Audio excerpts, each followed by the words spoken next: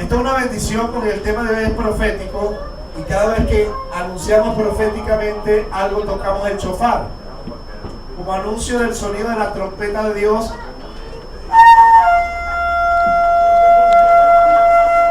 Porque Cristo viene por su iglesia y dice el Señor mismo con voz de mando, con voz de arcángel y trompeta de Dios descenderá del cielo y los muertos en Cristo resucitarán primero.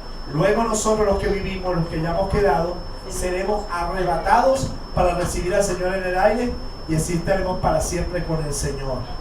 Así que hermanos, nosotros tenemos una promesa de glorificación y tenemos en Cristo una esperanza de gloria.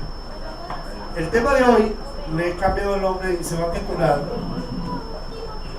La revelación de los misterios del arrebatamiento. La revelación de los misterios del arrebatamiento.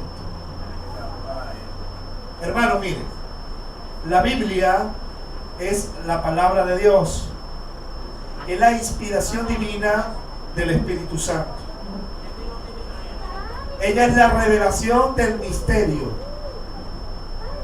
¿Ok? Dios administrando o haciendo dispensación de la revelación, ha dispensado a través de todos los tiempos su plan para el hombre y específicamente su plan para con la iglesia de Cristo. En la Escritura vamos a ver cómo la revelación de estos misterios nos va a llevar a tener revelación del arrebatamiento. ¿Ok? Que es nuestra esperanza de gloria, es nuestra bienaventurada esperanza. Yo quiero, y esa revelación y esa del misterio del arrebatamiento lo vamos a ver en la figura del templo en Jerusalén. Jerusalén queda en la capital de Israel, Medio Oriente. Como todos saben, en Jerusalén hubieron dos templos: el templo de Salomón y el templo de Zorobabel, que después el rey Herodes remodeló y se llamó el templo de Herodes en el tiempo de Jesús, pero que fue destruido en el año 70 después de Cristo. ¿Ok? Jesucristo dijo que ahora nosotros somos templo y morada del Espíritu Santo. Los apóstoles dijeron que ya en Jerusalén ni en Samaria se adoraría al Padre, sino que los verdaderos adoradores adorarían al Padre en espíritu y en verdad. ¿Por qué? Porque Dios nos abrió el camino para entrar al lugar santísimo por medio de la sangre de Jesucristo. ¿Cuál lugar santísimo si no existe templo? A la presencia del Padre, al tercer cielo. Y yo quiero mostrar cómo el templo de Jerusalén y el tabernáculo, saben que existía el tabernáculo antes del templo, en el desierto, y hasta que en el tiempo de Salomón se construye el primer templo. ¿Ok? Vamos a ver ese diseño en la tierra y vamos a ver cómo esa figura terrenal es una figura del templo celestial. ¿Ok? ¿Y qué repercusión tiene con la iglesia y el arrebatamiento de la iglesia? Hermanos, yo les digo que tengo años escudriñando la palabra, que lo que va a escuchar no lo he escuchado en todo lugar, porque hoy día se fundamenta la esperanza de la iglesia en las iglesias en el antiguo pacto y no en el nuevo pacto. ¿Ok? Cuando les predican a ustedes que Venezuela es tierra que fluye leche y miel, toma la tierra. Que yo sepa, la tierra que fluye leche y miel está en Jerusalén, ¿o no? Amén. Ah, es una tierra de bendición. Venezuela es una tierra que Dios ha bendecido, pero no quiere decir que esa promesa que se le aplicó a Israel sea la promesa de los que son de Cristo. ¿Entendemos? Nosotros tuvimos un tema aquí que hablamos del sacerdocio levítico y el sacerdocio de Melquisedec, el orden de Melquisedec. Jesucristo es sacerdote por el orden de Melquisedec y nosotros estamos bajo el sacerdocio de Cristo, no de Leví. ¿Ok? Pero vamos a ir a las Escrituras para que no haya confusión y puedan tener revelación de este misterio. Éxodo 26:30. El templo de Dios de Jerusalén, figura del celestial. Vamos a ver la revelación de los misterios del arrebatamiento. Éxodo 26:30.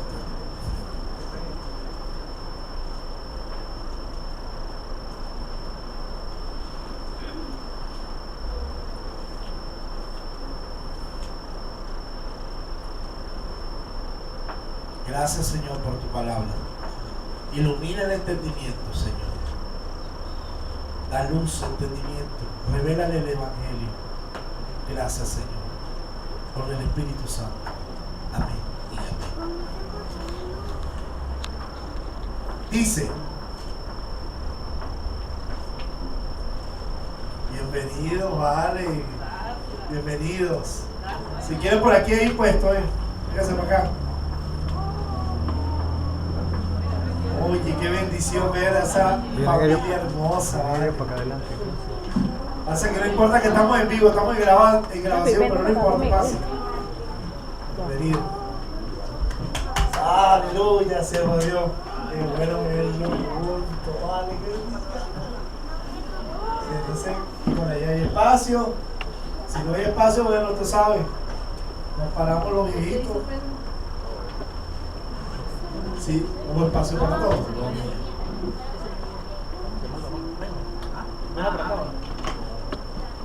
No importa, no importa, estamos en vivo grabando, pero saque su Biblia y vaya a Éxodo 26:30.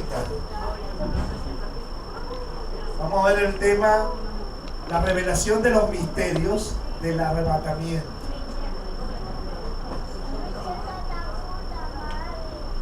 Dice Éxodo 26:30. Vamos a darle tiempo a que los que vinieron integrándose tengan la oportunidad, pues, de poder ubicarse en la Biblia. Dice: harás elegir el tabernáculo conforme al modelo, diga conmigo, conforme al modelo que te fue mostrado en el monte. Dios, Yahvé, mandó a Moisés en el monte Sinaí a edificar un tabernáculo donde él se manifestaría a su pueblo, donde pudiera buscar la presencia de Dios, donde él pudiera revelarse y comunicarse con ellos. Porque desde que Dios libertó al pueblo de Israel de Egipto, Dios le dijo a Faraón por medio de Moisés: deja ir a mi pueblo para que me celebre fiesta en el desierto. O sea, Dios quería en el desierto revelarse al pueblo de Israel para que Israel pudiera celebrar y festejar y tener una comunión directa entre Dios y el hombre. Y el propósito del tabernáculo era que Dios estaría en medio de ellos y que estaría en medio de su pueblo, hablándole, dirigiéndole. Pero vemos un detalle en este pasaje leído.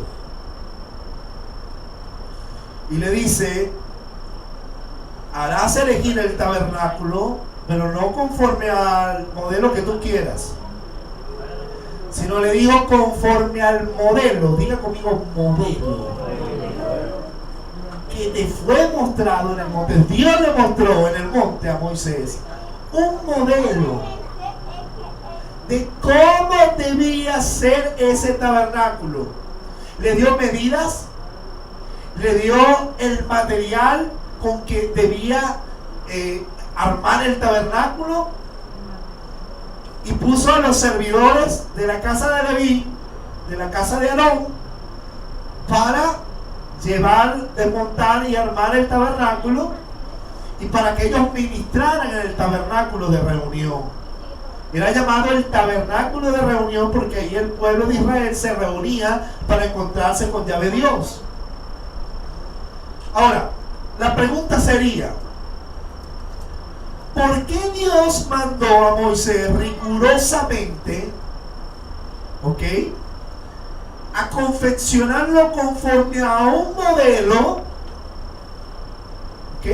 A un diseño que él le dio y le mostró a Moisés en el monte. O sea, Moisés no podía modificar nada del tabernáculo, tenía que construirlo a la medida y conforme al modelo, la estructura que era atrio, lugar santo y lugar santísimo. Había 3 partes del tabernáculo y que Moisés debía armarlo conforme a ese modelo. Él no podía modificar nada.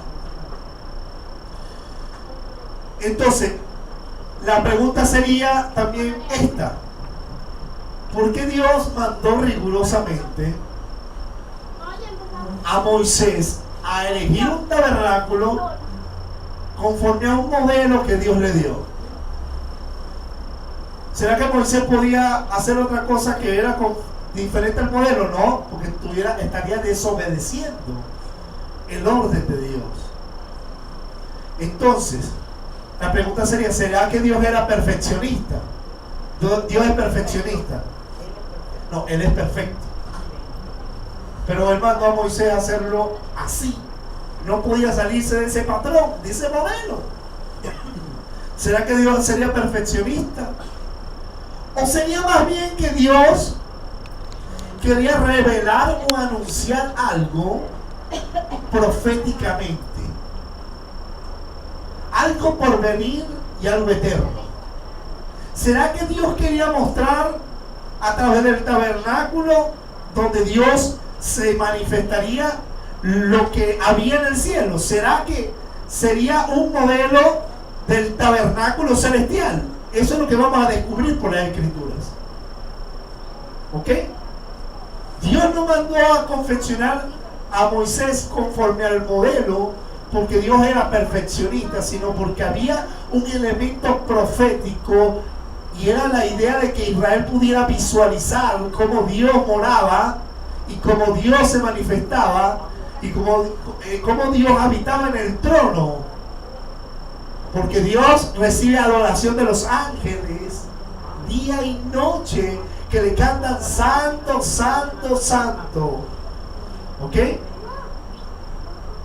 Si vemos, cuando Israel toma la tierra, hace por manos de Salomón construir un templo, ya no un tabernáculo, sino un templo en Jerusalén, conforme a las mismas medidas, que la misma estructura y el mismo modelo que Dios le dio a Moisés.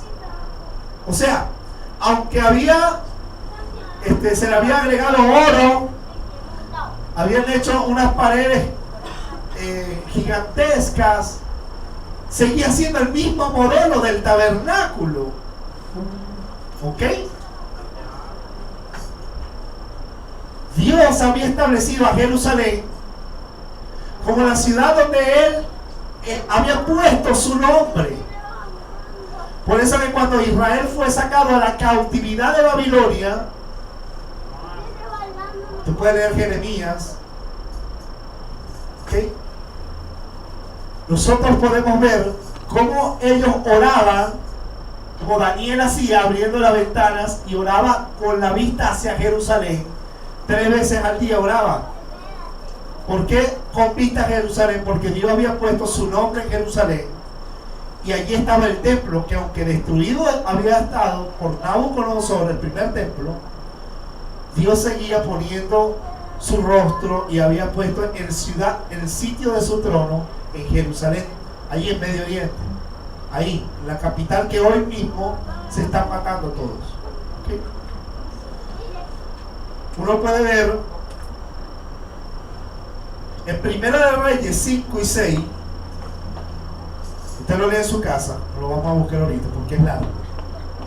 Usted puede ver cómo Dios, a través de Salomón, erige el templo y cómo son el mismo modelo que tenía el tabernáculo. Usted puede ver el Éxodo y usted puede analizar Número y Levítico, y usted puede analizar el templo de Salomón en 1 Reyes 5 y 6, y usted puede darse cuenta cómo la misma estructura y el mismo modelo regía el templo y el tabernáculo. ¿O sea? Ok.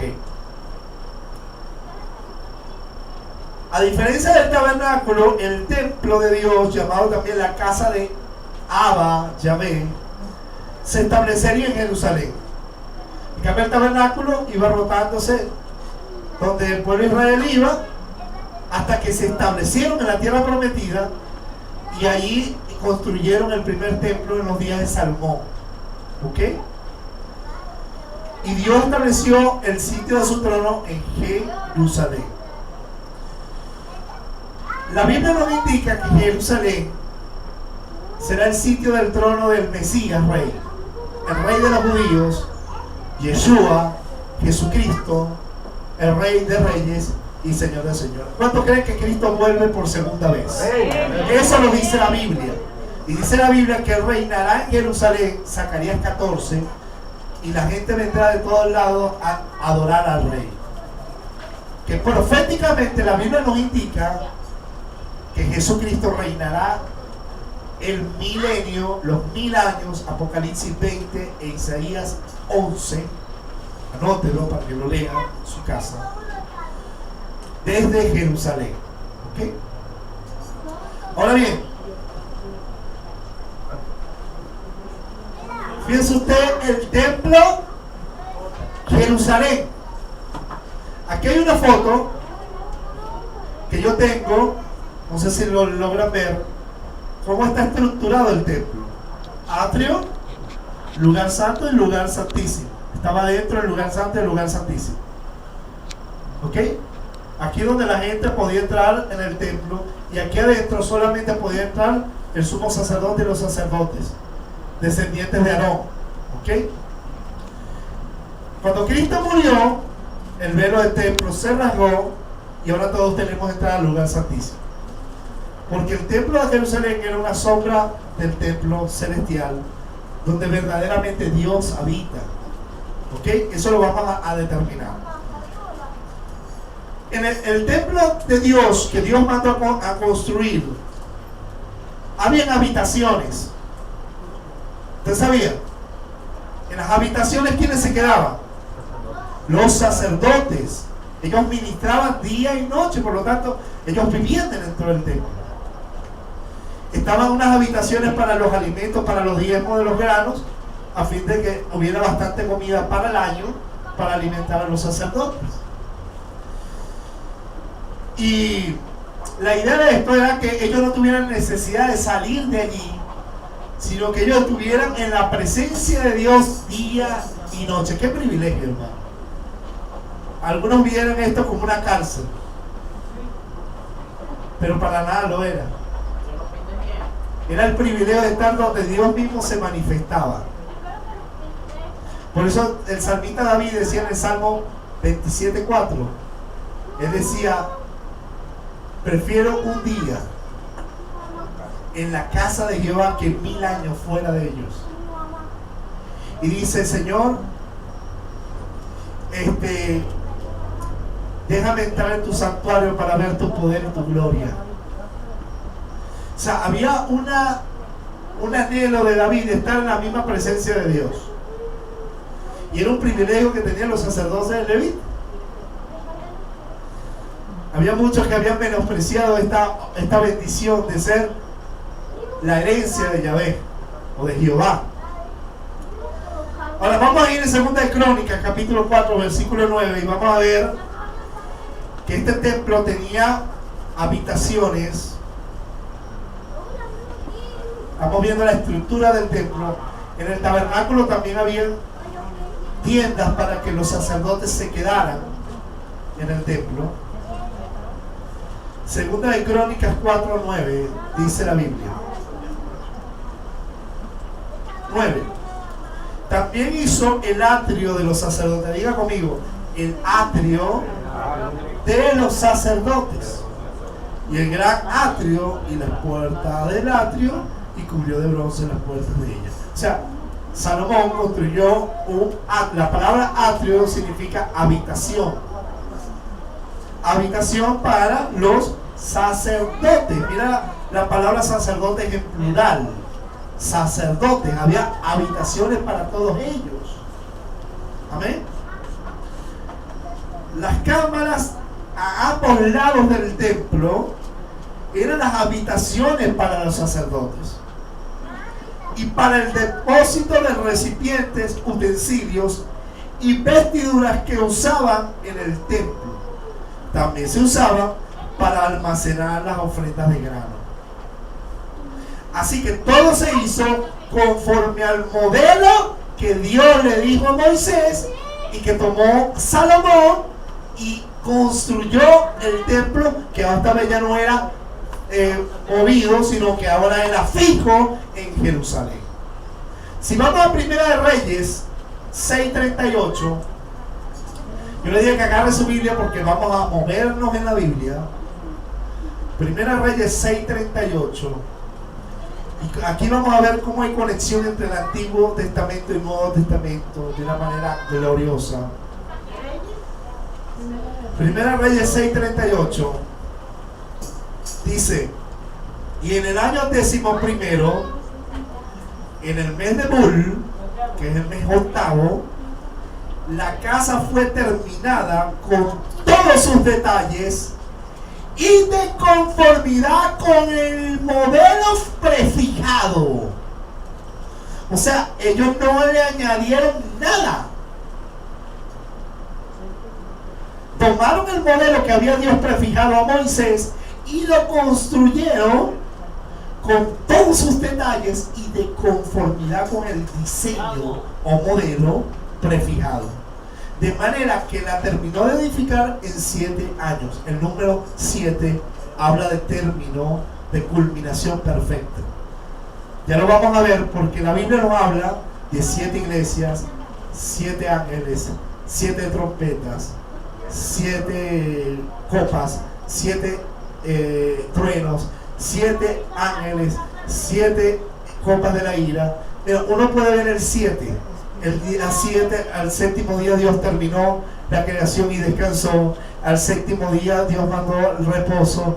Al séptimo año Dios mandó el descanso de la tierra. Cada 7 años representaba la culminación. Cada múltiplo de 7 por 7, 49, representaba el jubileo, la liberación de los esclavos. O sea, cada 7 había culminación.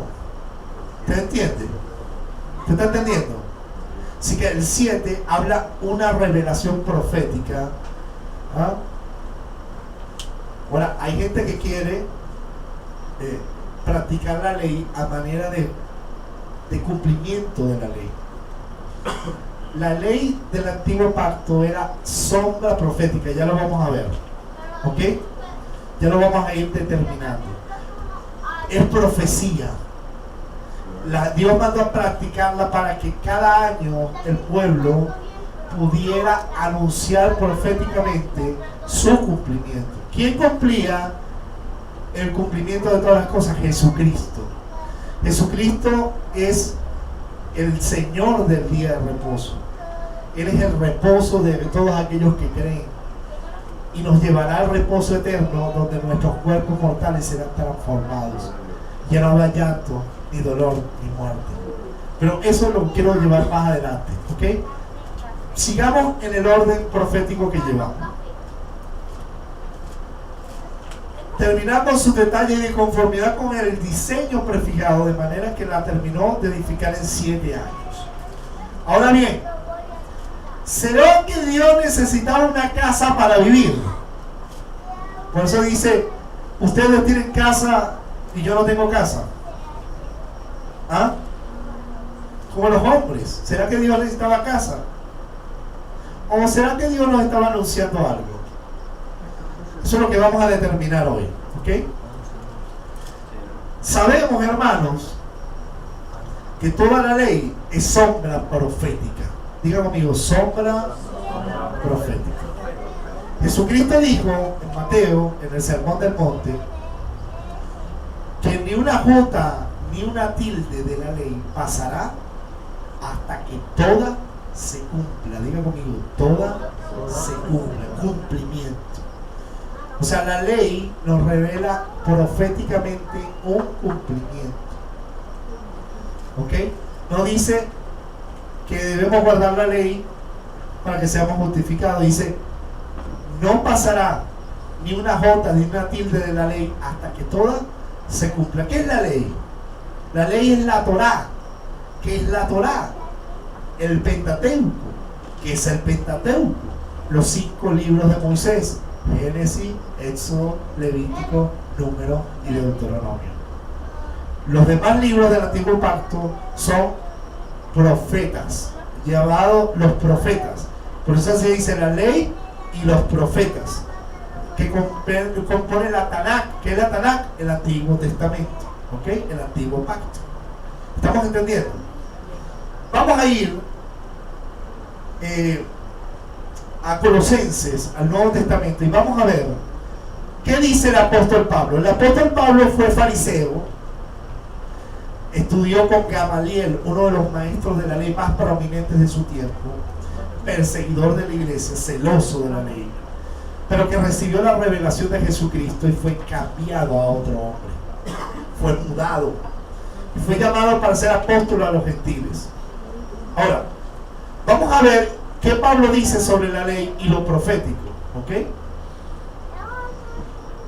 2.16, estamos en Colosenses 2.16, leamos qué dice.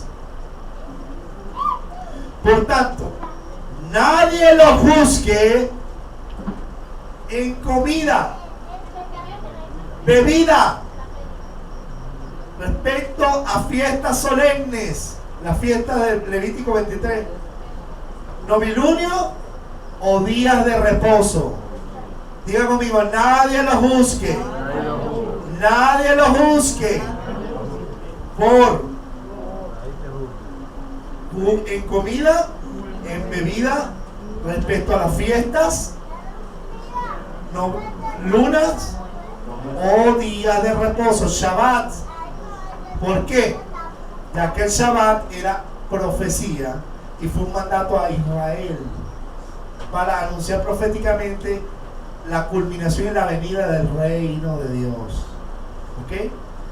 Sigue el versículo 17 diciendo, lo cual es sombra de las cosas venideras. Diga conmigo, hay cosas venideras que Dios nos las revela a través de la palabra profética de la ley. ¿Usted está viendo? Las fiestas y el Shabbat era mandado por Dios como anuncio profético, era una sola sombra de las cosas venideras.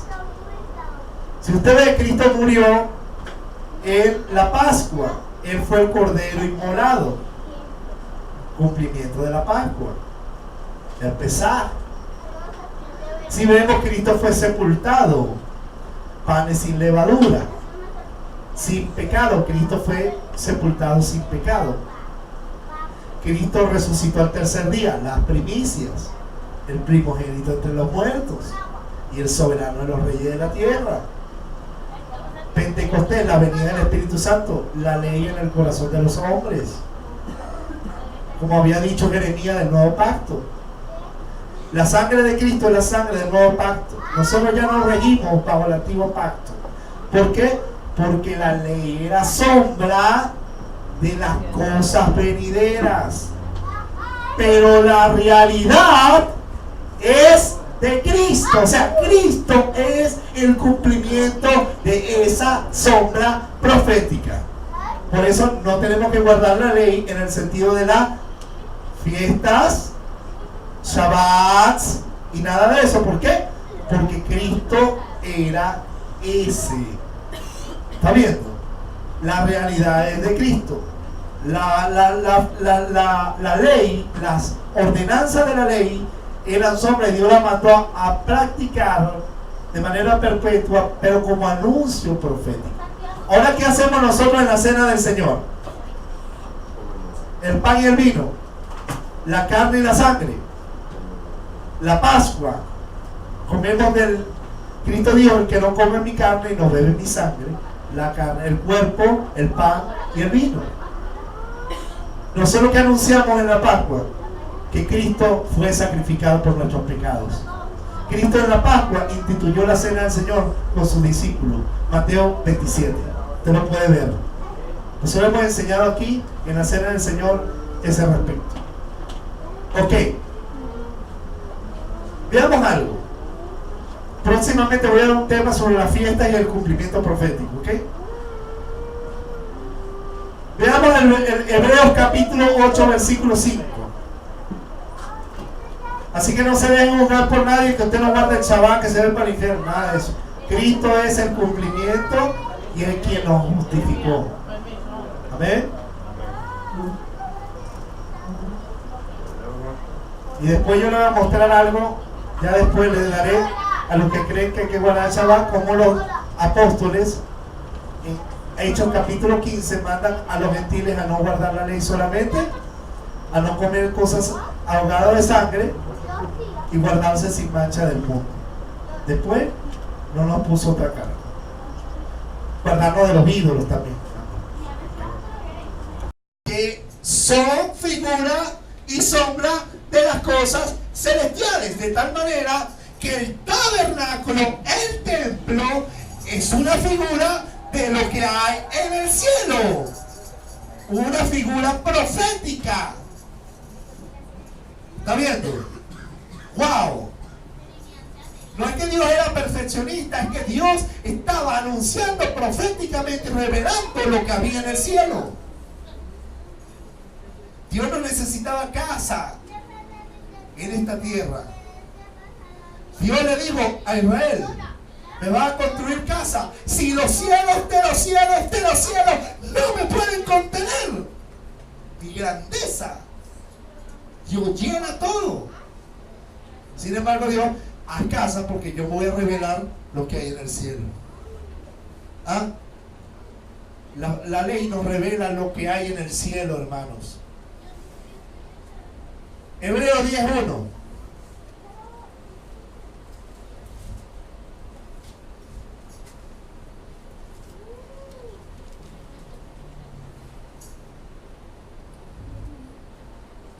Estamos en Hebreos 10:1.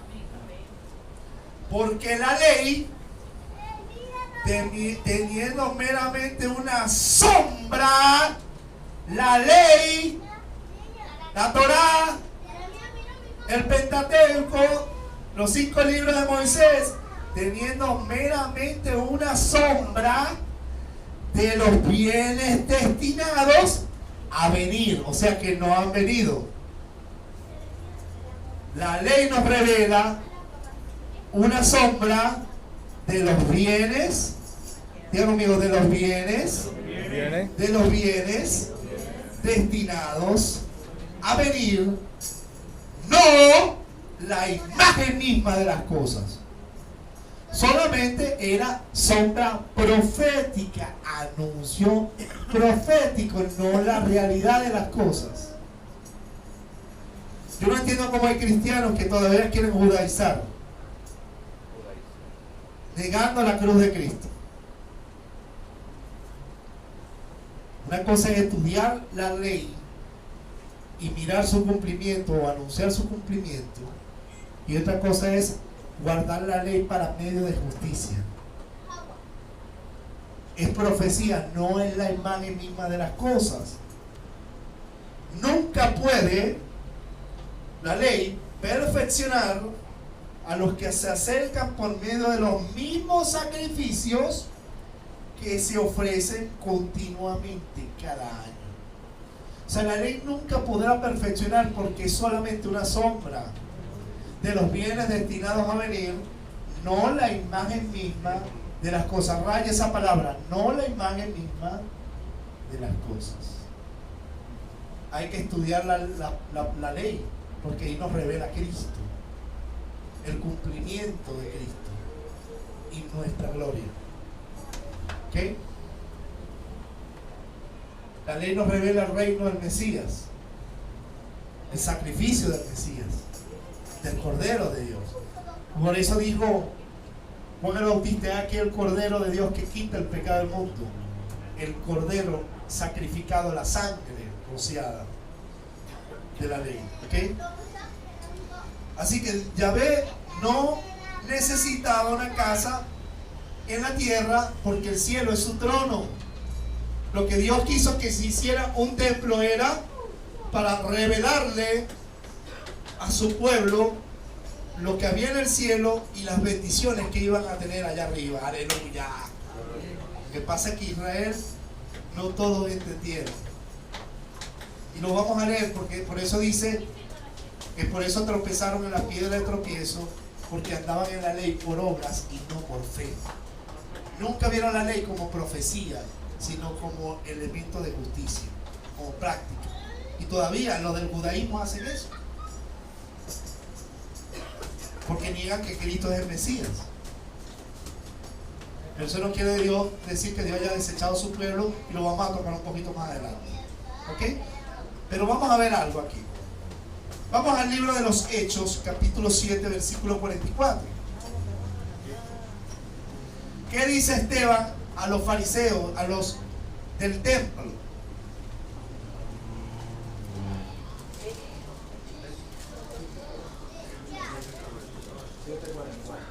Nuestro templo celestial es los bienes destinados a venir para nosotros.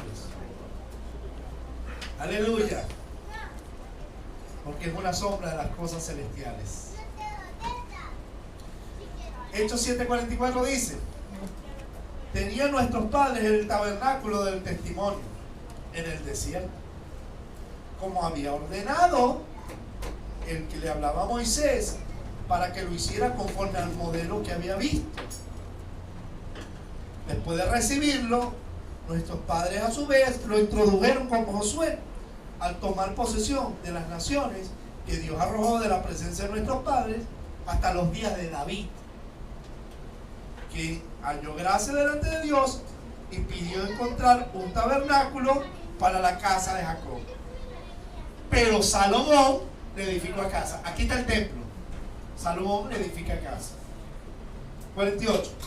Si bien el Altísimo no habita en casas hechas de mano, no habita en casas hechas de manos, como dice el profeta.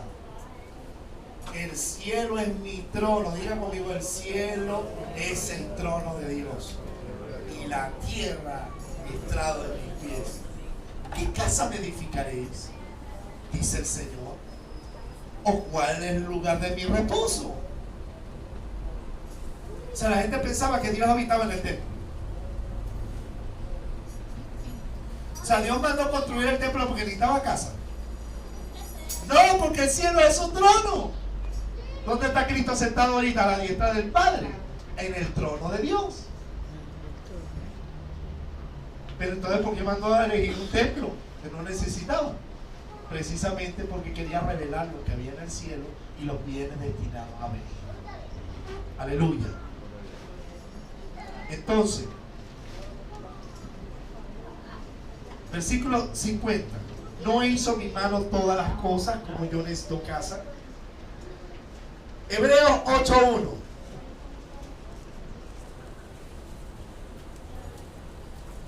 Yo dije que íbamos a usar la Biblia.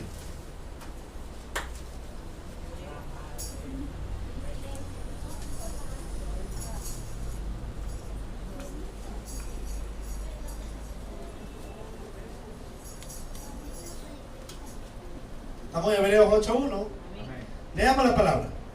Ahora bien, el punto principal de lo que venimos diciendo es que tenemos tal sumo sacerdote que se sentó a la diestra del trono, a la diestra del trono de la majestad en los cielos, no en Jerusalén.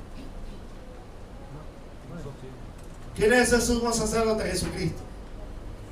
Versículo 2. Ministro de las cosas santas y del verdadero tabernáculo. Diga conmigo: y del verdadero tabernáculo. Así que el que eligió Moisés no es el verdadero tabernáculo, sino una sombra del celestial, del verdadero. Y del verdadero tabernáculo que eligió el Señor y no el hombre, o sea, no Moisés. El verdadero tabernáculo lo erigió el Señor. ¿Quién? El Señor Jesucristo. Aleluya. El sumo sacerdote de Dios. Versículo 8:3 dice: porque todo sumo sacerdote es constituido para presentar ofrenda y sacrificio, por lo cual es necesario que también haya tenido algo que ofrecer. Pero si estuviera en la tierra, no sería sacerdote de manera alguna, habiendo a unos quienes siguen presentando ofrendas según la ley. ¿Por qué Jesús no, si estuviera en la tierra, no sería sacerdote? Porque Jesús era de la tribu de Judá, y los de Leví eran los que daban el sacerdocio en la tierra.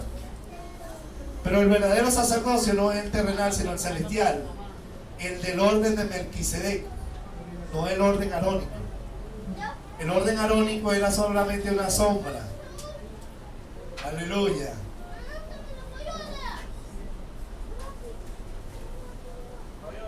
El versículo 5: los cuales son figura y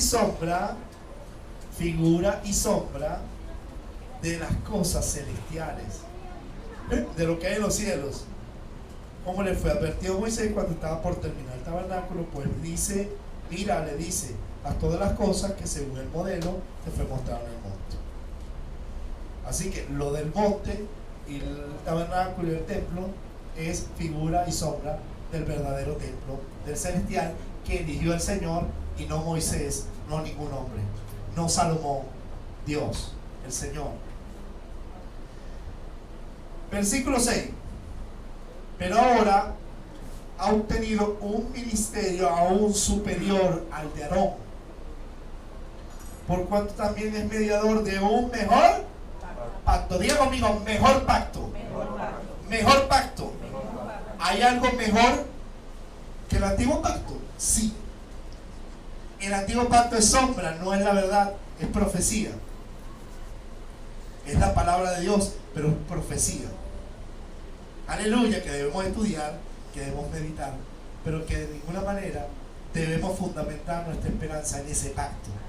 No en el antiguo pacto, no en la ley de Moisés, sino en el mediador de un mejor pacto. Cristo es mediador de un mejor pacto que el de Moisés, el cual está basado sobre mejores promesas. Diga conmigo, el mejor pacto, el nuevo pacto, está basado en mejores promesas. ¿Por qué mejores? Porque el antiguo pacto te da promesas terrenales, porque era un tabernáculo terrenal. Pero el nuevo pacto, el mejor pacto, está basado en mejores promesas. ¿Por qué? Porque nos revela el cumplimiento de lo que hay en el cielo celestial. Las promesas del nuevo pacto son celestiales, las del antiguo pacto son terrenales. Por eso Dios le dijo a Abraham que le daría la tierra por heredad. La iglesia no está esperando heredar la tierra, heredar las naciones. La iglesia está esperando irse al cielo, a las mejores promesas. Vamos a ver, mejores promesas. Porque si aquel primero hubiera sido sin defecto, o sea, el primer pacto, no hubiera procurado algún lugar para un segundo pacto.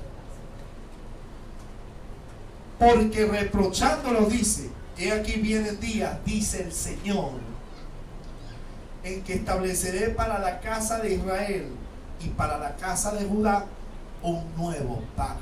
Nuevo. El antiguo pacto no es quien rige. Ahora mire usted, aquí vamos a ver algo que le va. Aquí yo he enseñado eso. Vamos a ver lo que han oído esta enseñanza. Dice: vienen días, dice el Señor, que estableceré para la casa de Israel, diga conmigo, casa de Israel, y para la casa de Judá un nuevo pacto. Digan conmigo, casa de Israel, y casa de Judá. El nuevo pacto no es con la iglesia. ¿Está viendo? No lo digo yo, lo dice la Biblia. Ahora, yo no estoy avalando lo que dicen las dos casas, efraimista y judía. Es un error. Ya después le explicaré. No nos da tiempo para eso. Pero yo lo que les quiero mostrar es que el nuevo pacto es con la casa de Israel y la casa de Judá. Ahora usted me dirá, pastor, ¿y nosotros? Hermano, ¿por qué dice nuevo pacto? Es porque anteriormente había un pacto anterior, el viejo pacto. Y el viejo pacto era con Israel y Judá, no con los gentiles. ¿Sabe quiénes nosotros somos gentiles? ¿Sabía usted eso? Pero gentiles redimidos. ¿Okay? Pero ya vamos a entrar en eso. Los gentiles son los que no son judíos, los que no son israelíes. ¿Ok? Cuando creímos en Jesucristo no nos hicimos israelíes ni judíos. Pero ya vamos a ver cómo los gentiles entramos a jugar en este pacto. ¿Ok? Entendamos algo. Versículo 9. No como el pacto que hice con sus antepasados. Este nuevo pacto no es como el pacto que hizo con Moisés y los antepasados de Israel, en el día que los tomé de la mano para sacarlos de la tierra de Egipto, porque ellos no permanecieron fieles en mi pacto y me desentendí de ellos, dice el Señor. Por violar la ley, Dios rechazó y desechó a los que se rebelaron contra él. ¿Te vieron la rebelión de Coré? Cómo se abrió la tierra y se los tragó. ¿Te ves cómo toda la generación que salió de Egipto quedó postrada en el desierto y no entró a la tierra prometida? Solamente le entraron dos de los que salieron de Egipto, Josué y Caleb.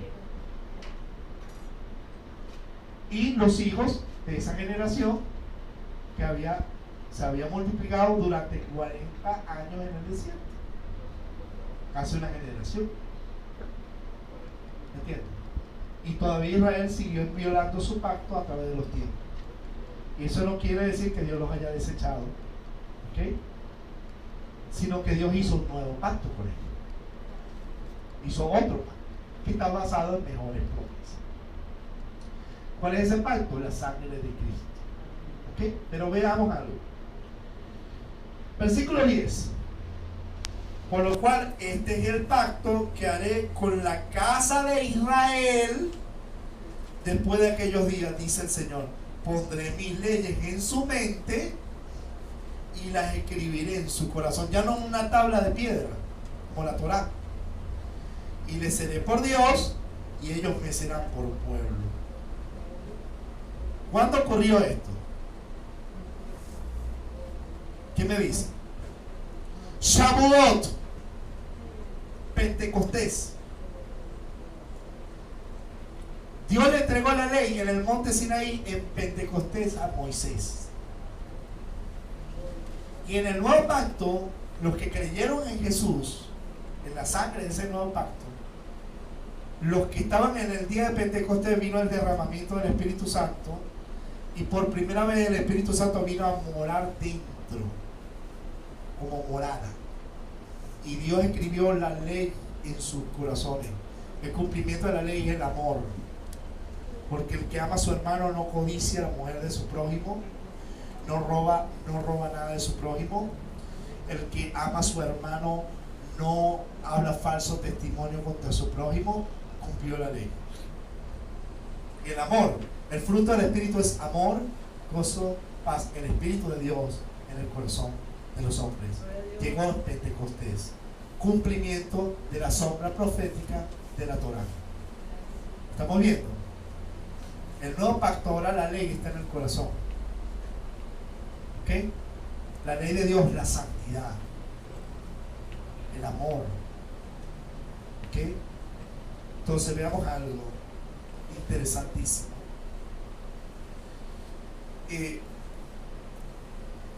Pero sigue diciendo en el versículo 10, por lo cual este es el pacto que haré con la casa de Israel. Fíjate tú que no habla la iglesia. Eso está claro, ¿verdad que sí? ¿O me equivoco? No estoy leyendo bien. Sí dice eso, ¿verdad? Ok.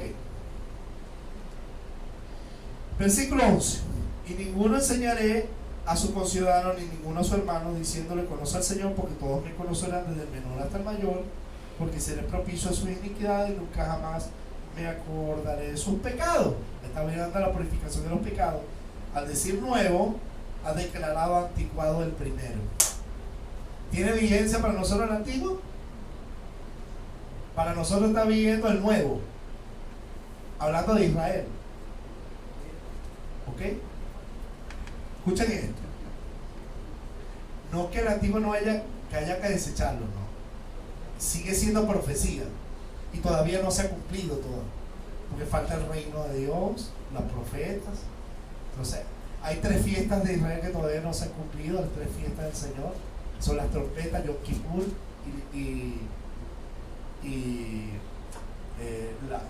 los tabernáculos, pero eso lo vamos a tocar en la fiesta del Señor de cumplimiento profético. ¿Okay? Que habla del arrebatamiento, de la segunda venida y del reino milenial. Las 3 últimas fiestas. ¿Okay? Las primeras 4 ya se cumplieron. Pascua, panes y levadura, primicias y Pentecostés. ¿Ok? ¿Estamos claros? Muerte del Mesías, sepultura del Mesías, resurrección del Mesías y la venida del Espíritu Santo. ¿Ok? Ok. Y dice, al decir nuevo ha declarado anticuado, el versículo 13 del 8. Al decir nuevo ha declarado anticuado el primero, y lo que es anticuado y ya caducando, o sea que todavía no ha caducado, pero está caducando, porque está en camino de cumplimiento, está próximo a desaparecer. ¿Qué va a quedar? Lo eterno, lo del nuevo pacto. ¿Ok? Ahora, leamos Hebreos 9:24. Por eso Jesús dijo, ni una jota ni una tilde de la ley pasará hasta que todo se cumpla. El cielo y la tierra pasará, pero mi palabra no pasará. Ella debe cumplirse. ¿Okay? Por eso el Antiguo Testamento nos ofrece los juicios por venir, la gran tribulación, la angustia de Jacob, y todavía nos revela el reino del Mesías. Eso todavía no se ha cumplido, y que el Nuevo Testamento lo anuncia como cumplimiento por venir. ¿Ok? Veamos esto. Ok, estamos en 9:24. La profecía tiende a ser un poco larga, pero es interesante indagar, escudriñar. Hebreos 9:24. Porque no entró el Mesías en el santuario hecho de mano, por mano, representación del verdadero, sino en el cielo mismo. Fíjate, usted dice, porque no entró el Mesías en el santuario hecho por manos, representación del verdadero. No es el verdadero. El templo, el tabernáculo, era una representación del celestial, del verdadero. El Mesías, Yeshua, Jesucristo, entró en el cielo mismo, en el trono de Dios. Cielo es mi trono, ¿se acuerdan? Ok. O sea, el tabernáculo terrenal nos indica lo que hay en el cielo. Hay un tabernáculo literal en el cielo. Ahora, la Biblia indica a los hebreos, usted puede ir al capítulo 12 de Hebreo, vaya un momentito al capítulo 12 de Hebreo, porque como hay un templo terrenal, también Jerusalén terrenal es una sombra del celestial también. ¿Sabía usted eso? Bueno, nosotros no nos tenemos que ir a Medio Oriente, hay que ir a conocer Tierra Santa, gloria a Dios.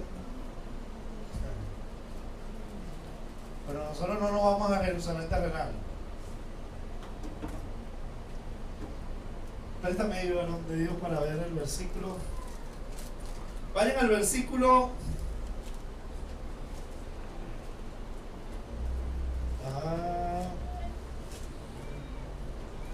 Ok.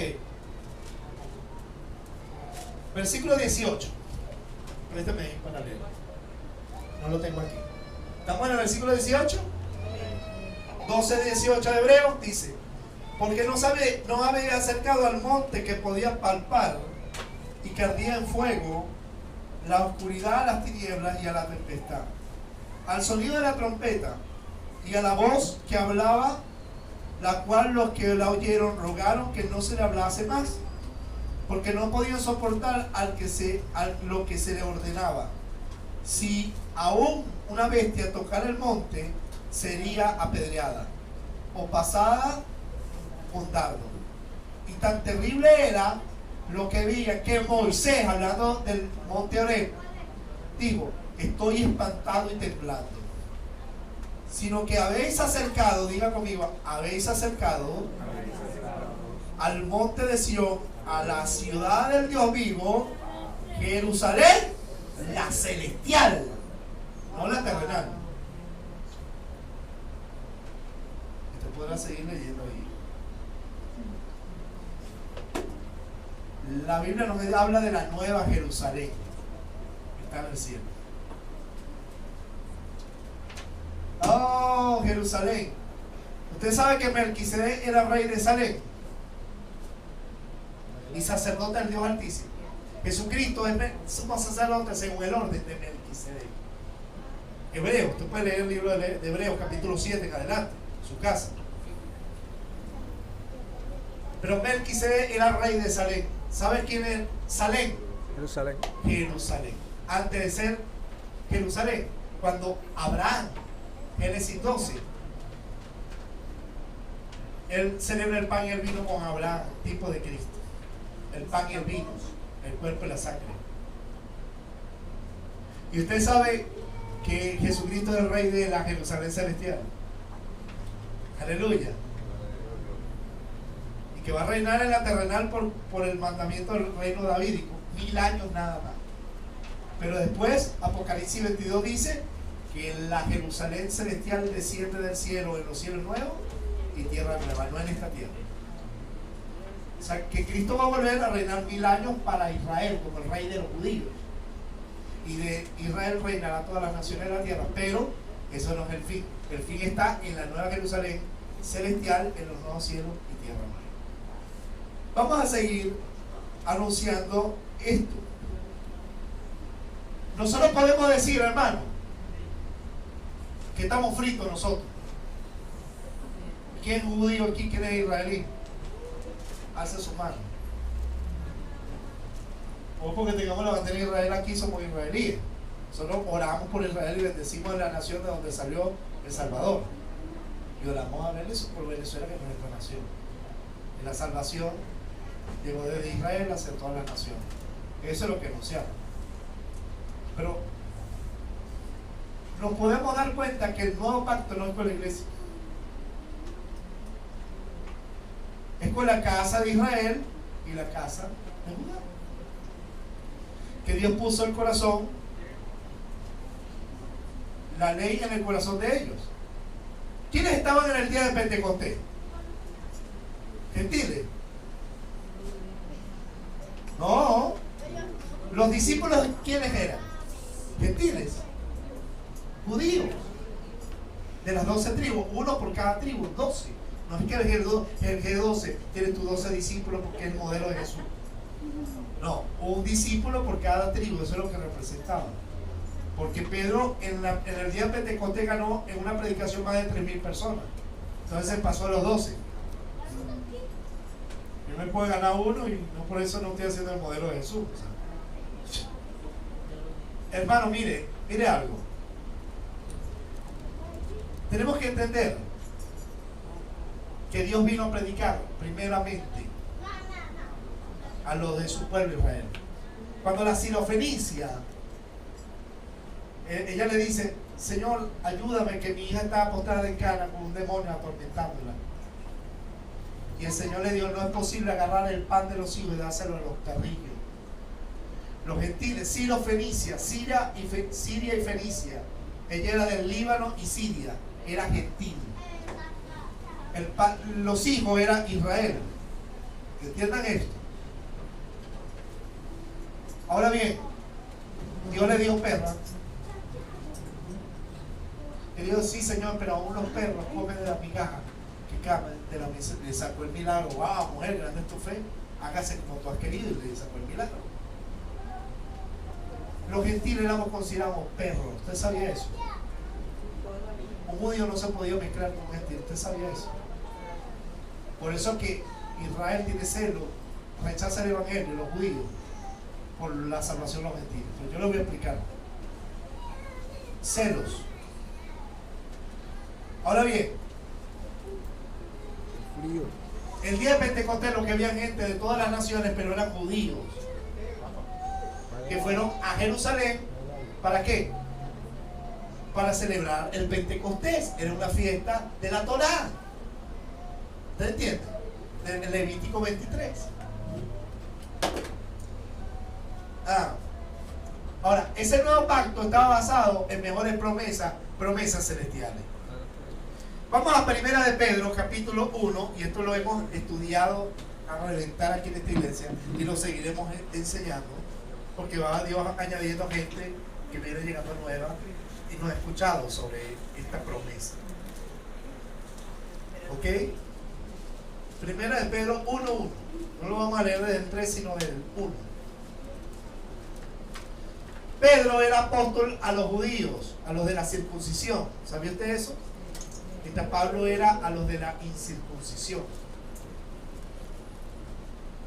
Mire lo que dice Pedro, un apóstol de Jesucristo, a los expatriados de la dispersión en el Ponto, Galacia, Capadocia, Asia y Bitinia. ¿A quién escribe la carta de Pedro? A los expatriados. ¿Quiénes eran expatriados en el tiempo de Pedro? Judíos que habían sido perseguidos por los fariseos, que habían sido perseguidos por los romanos y que tuvieron que huir de su tierra. Fueron exiliados, expatriados, sacados de su patria, que estaban en la dispersión, en la diáspora. Y Pedro, como apóstol de la circuncisión, le escribe a ellos. ¿Ok? Versículo 2. Elegidos según el designio de Dios para la santificación del Espíritu, para obedecer y ser rociados con la sangre de Jesús, el Mesías, o Mashiach, o ungido, o Cristo. Gracia y paz o sea multiplicada. O sea, habla de expatriados que habían sido rociados con la sangre. O sea, judíos, israelíes creyentes. Porque ¿quiénes recibieron de Israel el derramamiento del Espíritu Santo? ¿Todos los judíos? No, los que habían creído que Jesucristo era el Mesías. Y estaban reunidos el día de Pentecostés, y de repente vino del cielo el estruendo y el Espíritu Santo empezaron a hablar en otra lengua, y de repente los que estaban ahí escucharon hablar en su lengua natal, porque judío no es aquel que nace en Israel, sino el que viene de la descendencia, y escucharon en su lengua natal hablar las maravillas de Dios, escuchar el Evangelio. Y los que estaban ahí se convirtieron y recibieron el Espíritu Santo y fueron bautizados. O sea, el nuevo pacto, el derramamiento del Espíritu Santo es para aquellos que aceptaran el pacto. O sea, en el Antiguo Testamento